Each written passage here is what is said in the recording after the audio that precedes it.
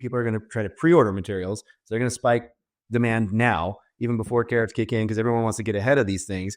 Then they're jacking up prices for everyone else. And then what's going to end up happening is if these do or don't go into effect, if it's a negotiation tactic versus actual policy, the uncertainty that just like unfolds under it. So do you wait and see, and then do you get messed up on your budget because you didn't plan right? So it's gonna unlock. I mean, what's causing uncertainty already, but it's not going to be helpful for industry at all. Welcome to the Construction Technology News of the Week with Matt Hudelson and Jacob Dalbora. From groundbreaking innovations to industry-shaking updates, this is your Construction Technology News of the Week. Join us with our guest of the week as we dig into the latest news shaping the future of construction. All right, Jacob, what do you got for me in the news? It's been quiet these days, huh? Yeah. I mean, there's not really much happening, especially in the world of construction. So I got one for digital twins, but something that's coming out later today, I hear it's by a really, really good author. I mean, he's really smart in this area. But I have an article being published on Health Facilities Management magazine, and it's the value of digital twins. So this is actually going to be article 1 of 3. And the whole article is, what is a digital twin from the point of view of a facility manager? And why is this something they need to pay attention to? Once they get into it, it's a very good intro to it. It's a very good idea. If you go back to Tuesday's episode and listen to everything we talked about there, it talks about the idea of, hey, we're going from what was a project being delivered to running and the performance of assets. So all these different objects located within that overall project. And that's where the disconnect is right now. And I think the whole episode that we just did kind of just talks directly to it. So I'm excited for that one to come out. Obviously, I'm pumping it a little bit for my own sake, but I love talking digital twins. So what do you think, Jeff? Are you trying to reach the innovators and decision makers in construction technology? Then look no further than sponsoring the ConTech Crew. That's right, we're taking new advertisers. Email us at advertising@thecontechcrew.com to learn more. I'm psyched that you're doing a series on it because there's not a lot of clarity, right? You know, we had Robert Brown on, and, you know, he tore it up. You're always hearing me fight you on it being a data twin, not a digital twin.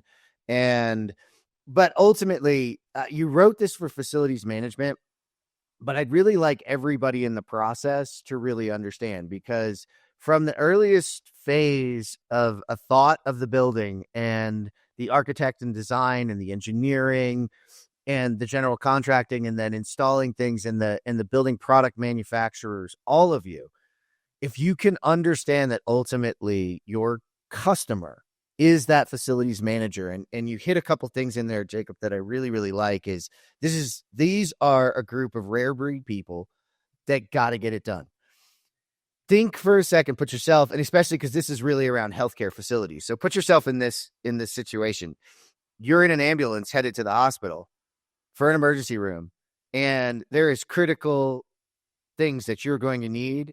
And if they don't work, facilities doesn't get to say, well, we'll get to it tomorrow. Sorry, we couldn't find it. You expect and you have to have everything running, and it must be up all the time.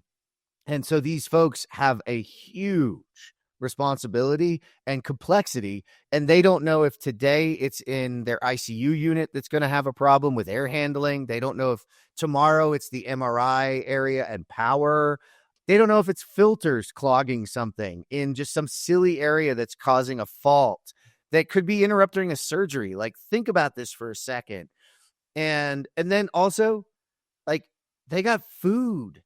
I mean, if you guys don't realize, like, take a step back and go back to Matt's episode, because we talked about this. Like, these are entire cities that are also, you know, treating patients of all types, emergency to cancer to just diabetes and other, you know, people who come in and out every day.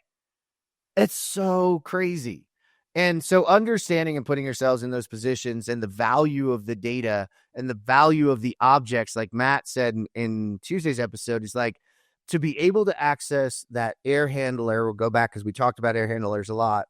To be able to access that air handler's information, history, service history, and really know what to do makes their day so much better. So I'm psyched that you're doing this because I think respect for perspective is huge, and understanding the perspective of the people who spend more time in this than any of us earlier in the process ever will, hopefully, is awesome.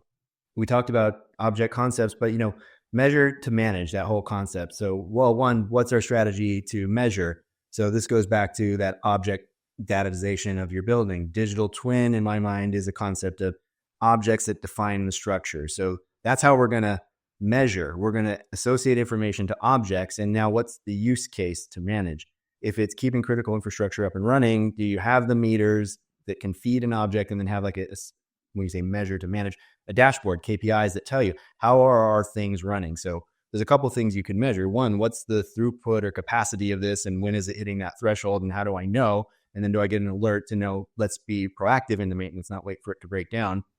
Two, when it comes to data, again, let's say it does break down. How do you fix it? What do you need? Well, where's the answer for that question? Where is it stored? How do you find it quickly, especially in a critical situation? If something fails and you need to fix it fast, where's the information that says, here's what you order, here's where to go the quickest, and how to reinstall it or repair it? And so it goes to data. How do you structure and organize it? Then how do you measure it, manage it, and monitor it?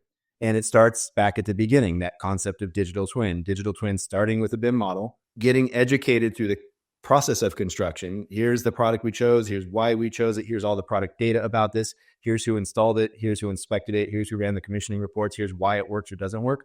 And here's a whole data set wrapped around an object. So when facility takes over, they have that history. But if we're doing it right, digital twin for facility management, we're now connecting new inputs. What are the meters and sensors reading? How are we gathering that? How are we dashboarding it? How are we reporting out and monitoring it and managing? I love doing this. I love talking to it. But I mean, if you don't know me, I'm passionate about what I do. And it's pretty obvious if you ever talk to me. But the healthcare facility management is something very, very unique. And it's because there's a level of empathy that has to go into their buildings. They have people in dire situations that are actually coming to their building, and they have to ensure that it's working. One of the craziest things I've ever heard was there's construction being done right next to a hospital, and they're expanding hospital. The drilling that they were doing was actually shaking and vibrating the NICU. And now everybody in the world, if your kid's in that NICU, what do you want? You want them to stop. And that's basically where empathy has to come into play, because people are going through tough times and this is huge for them. So how do we leverage it? How do we ensure that this makes their job easier? I have actually experienced that. I walked a job site in St. Louis that was an active job site next to a hospital, and they talked a little bit about the things going on in that hospital and how they had to come up with inventive solutions to make sure that they didn't disturb it, which drove some really great innovation but through empathy, which is cool. And bring you back to the episode with Matt on Tuesday, Jacob, you talked about this. It's also an economy of scale here. So the other thing this can provide is like working on your service contracts and understanding where you have service contracts and how you can maximize those. It's a visibility and understanding that, okay, well, if we choose this product, great, but it might be a little cheaper today, but we don't have the service. We don't have the experience. We don't have the, so there's again, an operational efficiencies. So I wanted to touch on that. But the other thing I want you to do, Jacob, is this is part one of a 3-part series. Give me a teaser into 2 and 3. Yeah. So into 2 or 3 is basically the idea of what that digitization, that datization of objects is from construction, and how that is an incredibly important part of this, because if you're able to solve that, the ability to set this up and tie systems together as soon as you can for facility managers is pretty much accelerated. And then the last one is literally about the use cases and ability to actually use the digital twin in certain areas. This first article talks about the clients that the facility manager has. They have their VPs, they have the users, the end users of the building, the nurses and the departments, and then they also have patients that come in there. And they actually have to appeal to all 3 of those clients. So the third one's about like, how does this kind of help you appeal to all 3? Awesome. Well, I'm looking forward to it. What else you got for us today, buddy? Yeah, this is going to be a real quick hit here. So facilities dive. I have an article on bill to abolish OSHA has zero chance of becoming law. Of course. Thank God. Of course, I think any of us in the construction industry, as soon as we heard that somebody was putting a bill together to abolish OSHA, was like, why? Why? What does that solve for anybody? Whole construction companies are built on safety first. Like, this is such a big thing, and I can't believe this was even put forward. I don't even need to talk about it anymore, but I just wanted to throw it out there because thank gosh that somebody was like, no, there's no way. Well, it's funny because I got a text message. I didn't hear about it that day. I was kind of sequestered doing some other stuff, and I didn't hear about it. And then I got a text message from Tanis that said, yo, what is going on down there? If y'all don't know our other co-host, Tanis Laviniak, she lives in Canada. Then she sent a like, what in the... And I had to take a step back. Now, listen, I'll be honest, given this conversation that we've had, like creating efficiencies to make OSHA less about doing things for doing things, checking boxes to check boxes, and more about advancing safety, advancing adoption of new technologies and new installation methods, safer methods to do things. Great if we can do some of that. But you can never get rid of it, man. This is we know what this industry did to people before. And if we want to continue to be the industry of choice for the future, we can't do it. It's silly, but it is great to see zero chance of becoming law. But hey, we're going to throw it out there anyway, right? It's like let's throw it at the wall and see what sticks. Matt, you think we can get away with no OSHA? No, and I don't think it's going to speed things up either. I think the idea might have been, maybe we can go faster. They're weighing costs. Whoever wants to put a judgment on that, but it's like I don't think it helps or achieves what they're proposing it might achieve. And so, what's the point of doing it? It hurts a lot more than it helps, more likely than not. Well, that I like that you jumped through it, and I'm going to jump on top of that because look, let's be honest.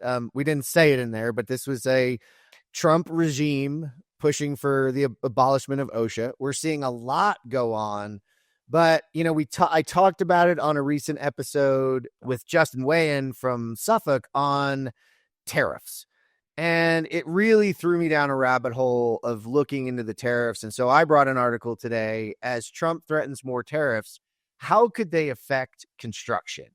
And this is not a rabbit hole I wanted to go down, but as I got down it, the impact of these tariffs and proposed tariffs on our industry is clear and present danger. Massive. We cannot, as an industry, we struggle now when we have supply chain issues to find alternative materials, to find things that suit what we do, and we cannot produce them. The interesting part here is we can go through all the numbers, and some of these numbers are, just think if you do a 25% tariff on steel, that's a 25% increase in your steel budget on any project.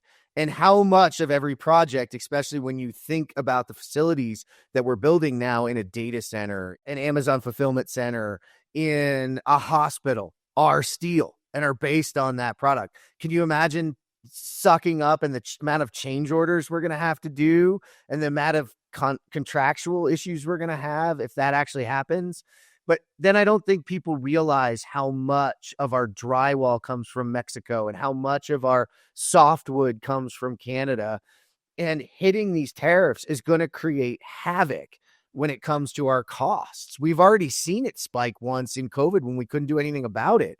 And there was substantial change orders that had to happen along the way and substantial increases in the cost. We're already blowing up our costs. So it's really creating a lot of uncertainty. And I think it's a time in which we've got to stand up and say like, whoa, yeah, I want to see the U.S., bring things more on and create more things ourselves. But there is a limit to what we can do. And it's going to take time for us to build the facilities to do it. Like the CHIPS Act.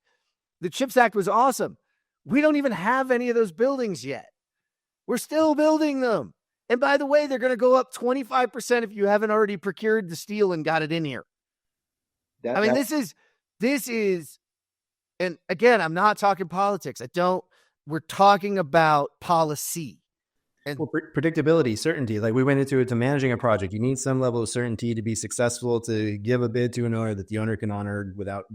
Now what's going to happen is, okay, with uncertainty, people are going to try to pre-order materials. So they're going to spike demand now, even before tariffs kick in, because everyone wants to get ahead of these things. Then they're jacking up prices for everyone else. And then what's going to end up happening is if these do or don't go into effect, if it's a negotiation tactic versus actual policy, the uncertainty that just like unfolds under it. So do you wait and see? And then do you get messed up on your budget because you didn't plan right? So it's just gonna unlock. I mean, it's causing uncertainty already, but it's not going to be helpful for industry at all. well, and before you go, Jacob, there's the other thing is I think it was slightly a tactic, like a negotiation tactic. But even the people watching it said, wow, this went way closer to coming into play than we ever thought. Like we woke up. So can y'all wake up? Jacob, what do you got for me, man? What do you think? It's disheartening. If you were through 2010 in that recession and what you saw in construction then, and then if you went through what happened in COVID and all the projects that got canceled and people just sitting there, we were lucky actually in COVID on how much kept going. The construction industry is in such a good spot right now and being driven so much by the CHIPS Act, Inflation Reduction Act, that it sucks. It sucks knowing that this could literally create such a problem for the construction industry that it could pop. The bubble could pop, and it's tough. I think the idea about the tactic too. So the tactic happens. People are reactive. This is what both of you just said. So now you have people going out and pre-buying steel and all this material. What if it was just a tactic? Well, all the steel manufacturers just up their prices because they know they have the demand. So now you're already paying higher to get that. And then what if he rescinds this in 2 months and you just paid, a premium on your steel? Or if I might not even worry about buying outside the country, I'm going to start buying internal right now. These facilities are already busy anyways.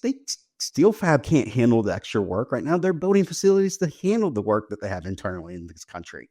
It's just mind blowing to think we can flip a switch and we're back to the 1970s and Pittsburgh is banging out U.S. steel left and right.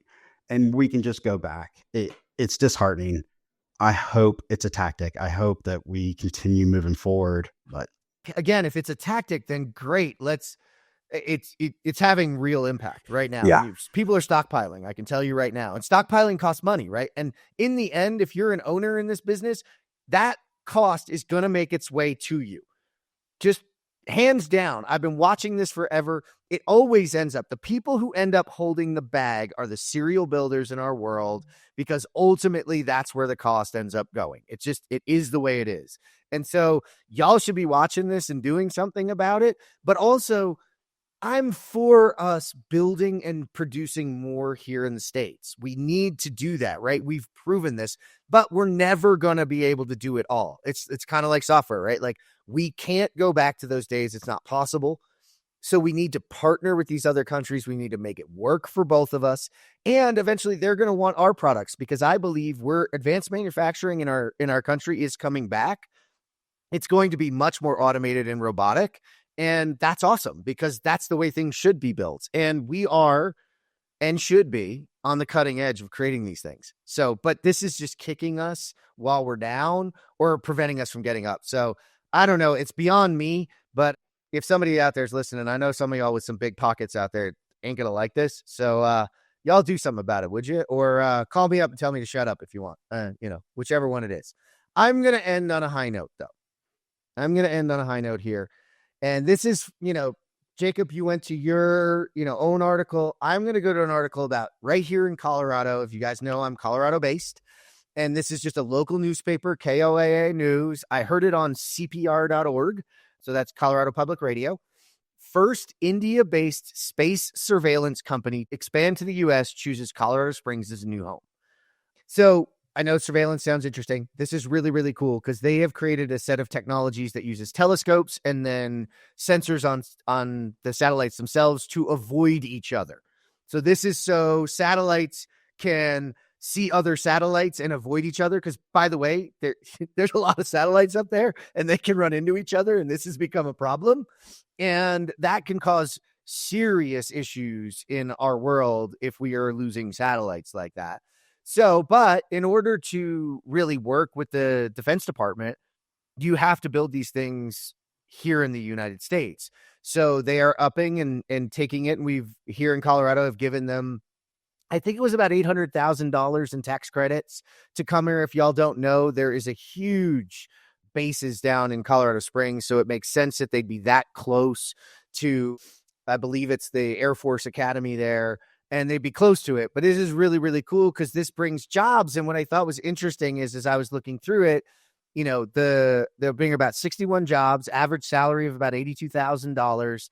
And they're software engineers, systems engineers, business developers, finance roles, like really good jobs to have in our state. So excited for my state to do this and excited to see this type of manufacturing and building coming into the United States. Jacob, what do you think, man? It's just a nice fluff piece to end her off with, right? I'm actually glad to see some of the innovation that this company's based around. I haven't heard of them. I haven't seen them, but the fact that, you know, there's so many dead satellites up there that just are orbiting and they're going through. And I mean, it must be a havoc for the aliens to get through all of them when they try to come in. So I really think this is going to be good. At least it'll alert us when those aliens do come. But no, it's cool. I think I am for bringing in. I mean, if you look where I live too, South Carolina, North Carolina, we're huge on manufacturing now. Everything is about, hey, can we give them tax credits? Can we give them ability to come here and create jobs?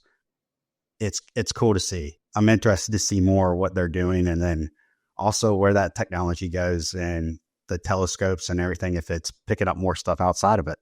Matt, what do you think? Real quick, I'll add it's kind of like you guys just said, let's not look backwards and try to replicate what we've already replaced. Let's look forward to build the new, the better processes. And so maybe hot topic button, but that's the idea. Let's bring the world's best and brightest companies, people here, make it US based, get the innovation, get the profitability, get the quality of life, have it here where we like it, where it's nationally secure and improving our economy and improving our people. And let's do these things to create new jobs to replace the old jobs, like larger concepts there. But how cool is it to think some of the best companies in the world would want to come here to do work here, or have to come here to do the good stuff they need to do or want to do to solve the new problems like satellites crashing into each other, blocking the aliens from visiting us. That's the kind of stuff that this seems good. This just seems like good stuff that if we can continue it, we're on the right path. Well, listen, I had a nice text exchange this week with James Benham, the original founder and host and crew chief of the ConTech Crew this week. And he used to say, listen, guys, the future doesn't look like Terminator. It looks a lot more like WALL-E. And if y'all remember, the reason in WALL-E that they had to leave was because the satellites had blocked out the sun and had created a problem above us that we needed to go up and get out. So, unfortunately, James, you may have been right. Well, maybe we can get these guys to come in and help us out and prevent that, or at least allow the aliens a way to get down here and help us clean it all up, right? Whichever conspiracy theory you want. Listen, guys, this has been awesome. I love a good news. We got fiery and feisty, but we also had some fun. Matt, it's been awesome to have you as a guest and now have you come along with the news. Thanks for joining me, man. Thanks for having me. Thank you. Jacob, as always, man, love what you're bringing to the industry. And I hate to tell you this, but people do know who you are now, and they do know how passionate you are because they're listening to you every week. And I know how passionate you are, and I'm excited to have you on the show with me as many times as I can. Thanks, man. Hey, thanks, Jeff. Thank you, guys. Thank you for tuning in today to Geek Out for the Construction News of the Week with Jacob Dalbora and Matt Hudelson. To read all our news stories, learn about our guests, and to listen to the show, visit thecontechcrew.com. This is the ConTech Crew signing out. Until next time, enjoy the ride and geek out.